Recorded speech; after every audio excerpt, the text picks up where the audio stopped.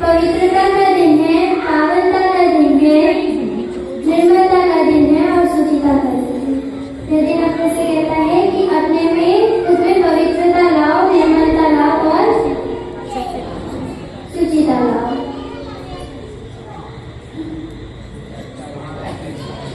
Contentment is the key to true happiness in life. संतोष जीवन की सच्ची पूंजी है। संतोष, अगर किसी व्यक्ति में संतोष होगा,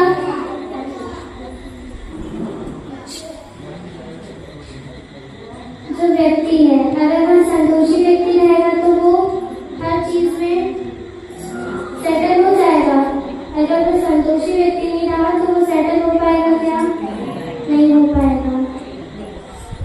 Stay with what we happen, what we have, rather than constantly running after what do not possess.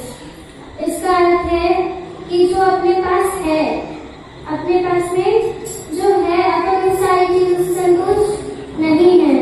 जैसे मेरे पास अब सैमसंग का फोन है, ठीक है, आपके पास आईफोन है, तब मैं आप कहोगे कि मेरे पास तो आईफोन है, आपके पास तो छोटा सा फोन है, तो उसमें दिख तो वही रहा, सिस्टम तो वही है, बस वो फोन आईफोन है और ये सैमसंग का है ना। तो अगर मुझे अब मेरे पास जो है मैं उसमें संतुष्ट हूँ, क्योंकि मैं संतुष्ट व्यक्ति हूँ, मेरे पास जो है मैं उसमें संतुष्ट हूँ। अब आप बोलोगे कि दीदी नहीं आप भी आईफोन ले लो, तो क्या मैं आईफोन के पीछे दौड़ूंगी कि मुझे आईफोन लेना है, आईफोन लेना है, ऐसा करूंगी? नहीं करेंगी, क्योंकि जो संतोषी व्यक्ति होता है, इसके पास जो होता है वो उसमें संतुष्ट रहता है ना। A content person finds place in simple things and does not compare himself with others. जो संतुष्ट व्यक्ति होता है वो कभी किसी से अपना कंपेरिजन नहीं करता है, मतलब अपना किसी से तुलना नहीं करता। किसी के पास ये चीज है, मेरे पास ये चीज नहीं चाहिए। क्या आप लोग अपनी किसी से तुलना करते हैं? जैसे दीदी भाभी के पास कोई चीज है तो चाची भाभी को नहीं चाहिए, ऐसा होता है? नहीं होता है ना। तो contentment does not mean love of ambition, instead and teaching us to work hard with also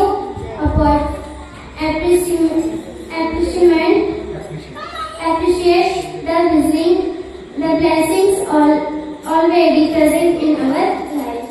तो संतोष का मतलब क्या है? एप्रिशिएट का मतलब क्या है? एप्रिशिएट का मतलब है महत्वाकांक्षा। जो संतोषी व्यक्ति होता है वह अपनी महत्वाकांक्षा की कमी नहीं, बल्कि यह हमें सिखाता है कि मेहनत करनी चाहिए। जैसे मेरी महत्वाकांक्षा क्या है?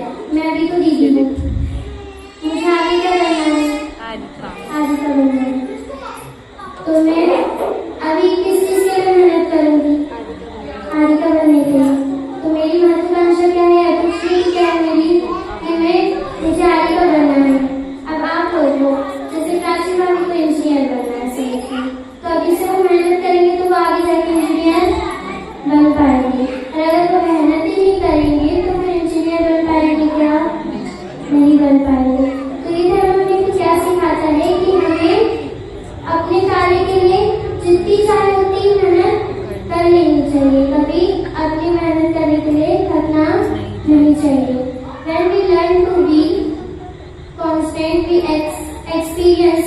stress, jealousy and disappointment. जब हम संतोष करना सीखते हैं तो अपन तनाव और जलन और निराशा की क्या हो जाती है, कम हो जाती है। जो संतोषी व्यक्ति है वह अपनी निराशा और जलन उनकी कम रहती है। आज की सबसे बड़ी समस्या क्या है? जलन। इंसान अपने दुखों से कम दुखी होता है, दूसरे के सुख से ज्यादा दुखी होता है। जैसे पड़ोस वाले के पास बाइक है, टू व्हीलर उसके पास भी, आपके पास भी, और उसने फोर व्हीलर खरीदी, तो आप लोगों को जलन होगी कि अरे हमसे पहले उसने कैसे खरीदी। तो आप लोगों को जलन होगी, उसने पैसे लगाए, यूज उसको करना है, सारी क्रिएटिविटी उसको करना है, तो आप लोग क्यों ऐसे होते हो, क्यों जलन करते हो? आप लोगों को जलन नहीं करनी चाहिए। जो संतोषी व्यक्ति होता है वह जलन की भावना कभी नहीं लाता। It fills our mind with positivity and peace, making life more meaningful and joyful.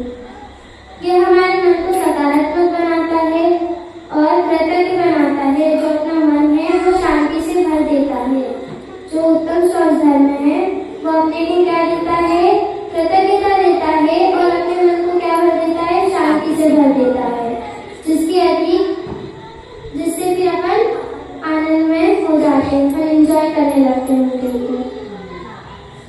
करते हैं ना? तो पाप का बाप कौन है? लोभ है। अगर आप लोभ करोगे तो लोभ में पूरे पाप करोगे, हिंसा करोगे, झूठ बोलोगे, चोरी करोगे, परिग्रह इत्यादि आप लोग करोगे। तो अगर आपने लोभ करना छोड़ दिया तो अच्छा हो जाएगा ना, आप संतोषी व्यक्ति बन जाओगे। अगर आपने लोभ का त्याग किया तो आपके सारे पापों का त्याग अपने आप हो जाएगा। परम पूज्य आचार्य महाराज की